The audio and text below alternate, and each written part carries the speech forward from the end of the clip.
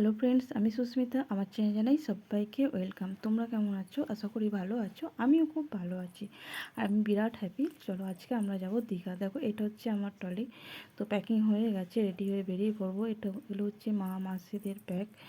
দেখো বাসের কাছে অলরেডি চলে এসেছি। এটা বাসটা আমাদের দীঘা যাবে। বাসটা খুব সুন্দর, নতুনের মতো লাগছে।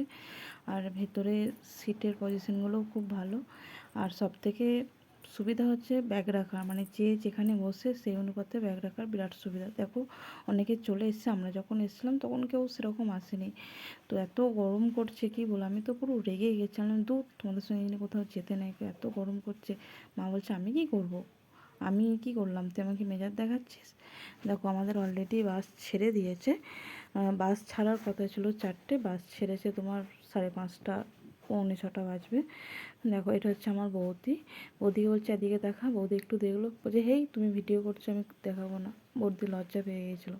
দেখো এটা হচ্ছে আমাদের মানে বাস স্ট্যান্ড থেকে যেতে হচ্ছে সকরাই যে রোডটা। দেখো ধানগুলো কত সুন্দর লাগছে বৈকালের ওয়েদারে। আর সন্ধ্যের দিকে মানে টিভি চলছে বাসের ভেতরে। দেখো বাসের ভেতরটা মানে এই লাইটটা দিয়েছে, এই কালারের লাইটটা দিয়েছে, এত সুন্দর লাগছে কি বলবো। দেখো টিভি চলছে আর সবাই বলছে টিভি চালাও, টিভি চালাও। দিয়ে টিভি চলছে দেখো। আর কেউ বলছে গান লাগা, গান লাগা। বলছে না এখন না, জয়রামবাটি কামারপুর ঘুরে তারপর ব্যাচেলারদের জন্য আলাদা গান লাগানো হবে। দেখো আমরা চলে এসেছি অলরেডি জয়রামবাটি কামারপুকুর। দেখো এটা হচ্ছে তোমার কামারপুকুর। জয়রামবাটিটা তোমার যখন গিয়েছিলাম আমরা তখন বলেছিল অলরেডি বন্ধ হয়ে গেছে। কামারপুকুর থেকে জয়রামবাটি 3-3.5 কিলোমিটার লাগে। দেখো এগুলো সব দোকানগুলো বসেছে, তখন আমরা যখন যাই ফাঁকা। আর এটা তো অফ সিজন, শীতকালটা ভিড় হয়, মানে অক্টোবর থেকে পুরো মার্চ মাস পর্যন্ত ভিড় হয় জমজমাট। এখন অফ সিজনে ফাঁকায়। তো দেখো কত সুন্দর সব এখানে জিনিসপত্র বিক্রি হচ্ছে, অনেকেই কিনলো। আমি শুধু একটা চুলের মুচি কাঠি কিনেছিলাম, আর কিছু নিইনি গো। আমি দূর এখানে আর কিছু নেবো না, ওখানে যেয়ে এবারে কেনাকাটি করো। ওখান থেকে যে আমার বোনজিকে খাবার খাওয়ালাম। দেখো ওখান থেকে ঘুরে এসে এবার বাসে চেপে পড়েছি। মায়েদের জন্য মুড়ি আর মোচার চপ নিয়ে এসেছিলাম। দেখো গাড়িটা ছেড়ে দিয়েছে আর এই লাইটটা দিয়েছে, দারুণ লাগছে। আর কি বলো তো, এত সুন্দর লাগছে না কি বলবো। আর সামনে যে মানে বাবার পিসি পিসি বসেছিল, ঠাকুমা বলছে চল চল নাচবি চল। না না আমি খেয়েছি, এখন নাচবো না, হেই তোমরা যাও। দিয়ে দেখো আর এত সুন্দর লাগছে ভেতরটায় কি বলবো। টিভি চলছে, দেখো টিভিটা তখন বন্ধ করে দিয়েছিল। আর ওই দিক থেকে বলছে টিভিটা চালাও, টিভিটা চালাও। মানে অনেকের টিভি না হলে এনার্জি হচ্ছে না। কেউ বলছে সিরিয়াল লাগাও, অনেকে বলছে দাঁড়াও দাঁড়াও কেবল লাইনটা কানেক্ট করে তারপর সিরিয়ালটা দিচ্ছে।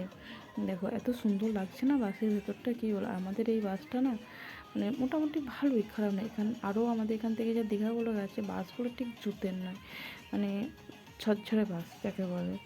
দেখো এত সুন্দর লাগছে ভেতরটা। আমার মা বলছে কী রে তুই মুড়ি খাবি? আমরা না তোমরা খাও, একটু পর খাচ্ছি, খুব গরম করছে আমাকে, এত গরম জিনিস খাবো না। এটা মেসো বলছে আয় নাচবি আয়। আর মুড়ি খাবো, এখন বকো না দিনই, নাচবি। দিয়ে মুড়ি খেয়ে আমাকে ঠাকুমারা টেনে আমাকে নিয়ে গেলো, চলো নাচবি। ঠিক আছে চলো। ফুল এনজয় করলাম বাসেতে। আর এইগুলো হচ্ছে বাবার 3টে পিসি, আমার ঠাকুমা হয় সম্পর্কে। দেখো দারুণ মজা করলাম, ভালোই।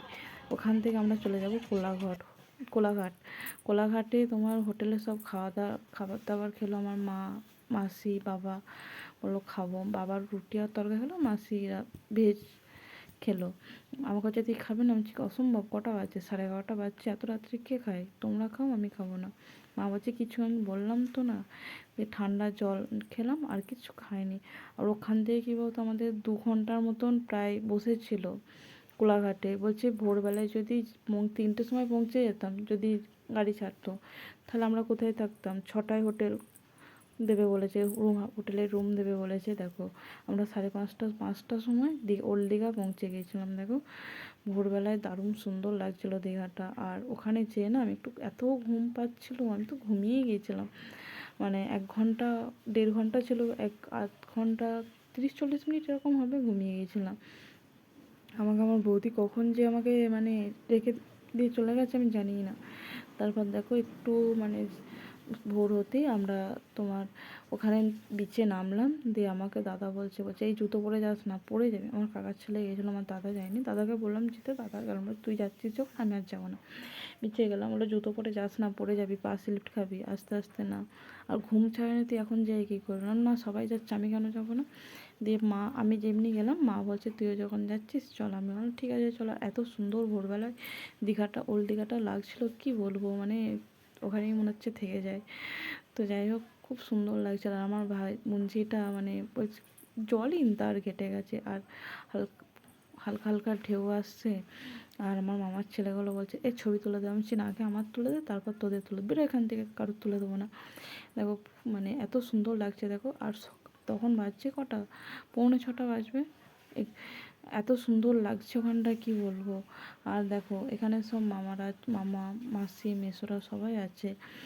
আর দেখো কত সুন্দর লাগছে। ওখান থেকে আমরা চলে যাব এবার, আমাদের গাড়ি ছাড়ার টাইম হয়ে গেছে। বলছে সবাইকে ডাকছে চল চল, অনেকক্ষণ ধরেই ডাকছে। দেখো এটা হচ্ছে ওল্ড দীঘা।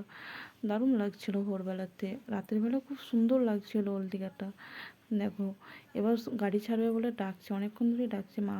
মাকে বলছে তুমি কিছু খাবে? মা বলছে না। আর এখানে একটা মজার জিনিস দেখো, বাঁদরটা কেমন এখানে বিড়ি খাচ্ছে দেখো, আ আ আ এই দেখো শুয়ে পড়লো। আর আমার বাঁদর এমনিই খুব ভালো লাগে।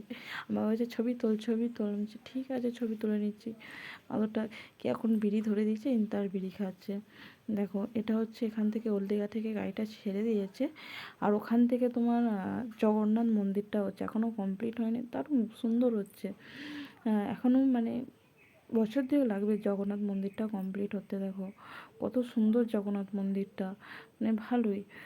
দুধের স্বাদ ঘোলে মেটানো। পুরী যারা যায়নি তাদের দীঘা এসে মানে অ্যাটলিস্ট জগন্নাথ মন্দির, ওখানেও আছে আরেকটা জায়গায় জগন্নাথ মন্দির আছে, খুব সুন্দর জগন্নাথ মন্দিরটা, মানে দেখলে তোমার আসতে ইচ্ছে করবে না। আর এত সুন্দর লাগছে এখানে জগন্নাথ, অনেকটা এরিয়া নিয়ে হচ্ছে। দেখো কত সুন্দর লাগছে। তোমাদের সঙ্গে কথা বলতে বলতে আমরা চলে এসেছি আমাদের হোটেলটা নিয়ে চলো ছুটির মাসি। দেখো হোটেলটা মোটামুটি খারাপ নয়, ভালোই, মানে হোটেলের যারা লোকগুলো ছিল তাদের ব্যবহার মোটামুটি ভালো ছিল। চলো আমরা হোটেলের ভেতরে যাব। আমি পার্সোনাল রুম নিয়েছিলাম। দেখো আমি রুমটা ব্যাগপত্র রেখে আমার ভাইদের রুমে চলে গেছি। আমি দেখি কী করছি, আমি কী করছিস তোরা এখানে?